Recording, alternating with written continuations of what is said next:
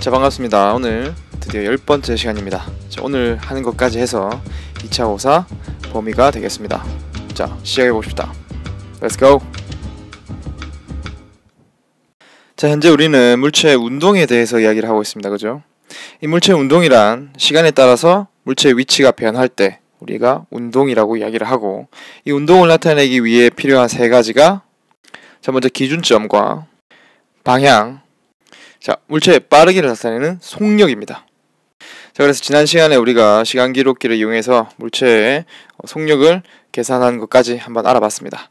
자, 이번 시간부터는 이제 여러 가지 운동에 대해서 한번 알아볼 텐데, 자, 첫 번째, 속력 빠르기만 일정한 운동, 그리고 두 번째는 이 속력과 방향 두 가지 모두 일정한 운동에 대해서 한번 알아보도록 하겠습니다.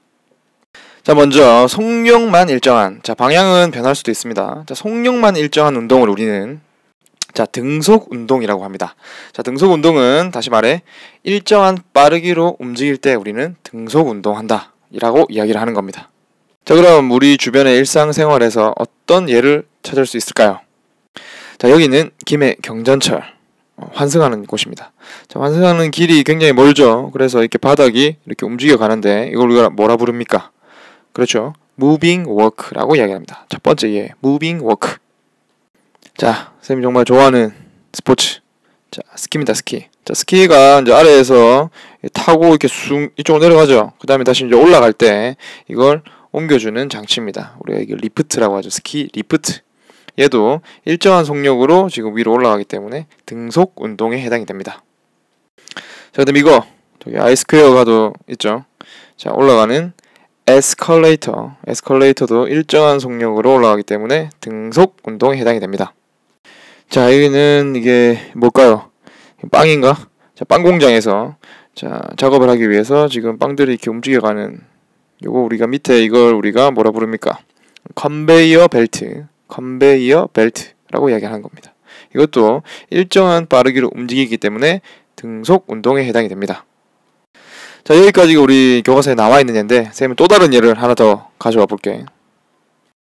자, 이거 뭡니까? 자, 회전초밥집입니다. 자, 이 회전초밥을 보세요. 밑에 이 부분들이 이렇게 일정한 속력으로 움직여가죠.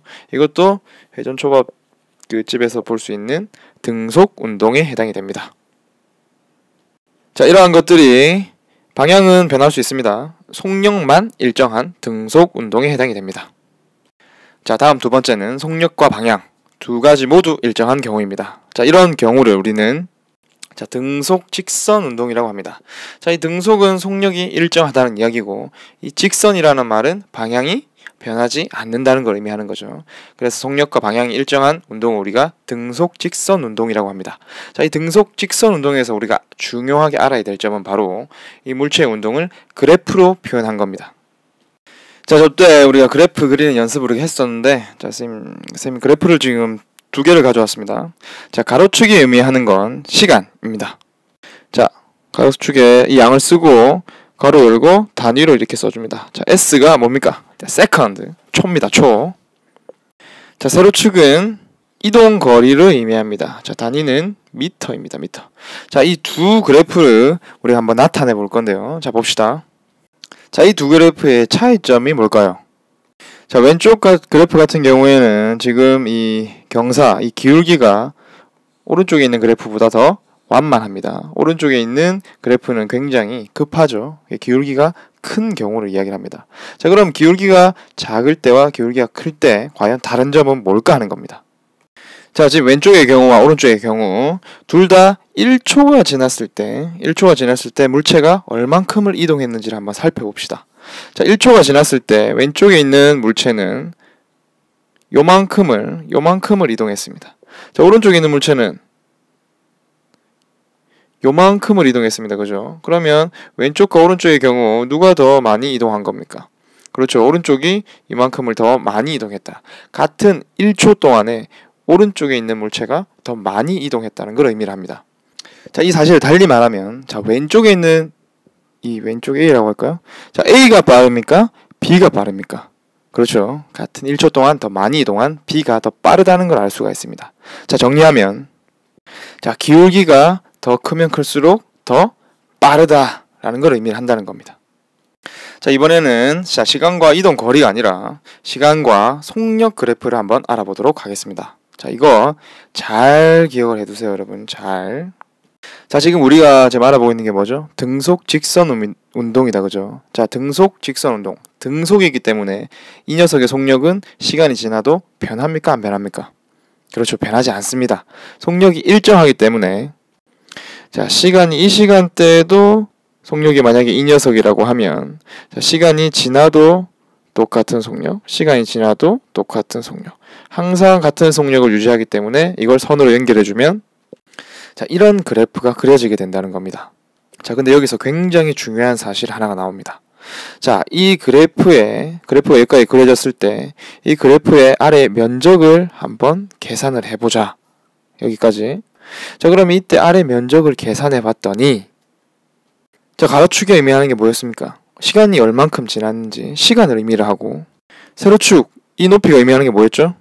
바로 물체의 속력을 의미합니다. 자, 그러면 이 직사각형, 색칠된 부분 직사각형의 넓이를 구해봅시다.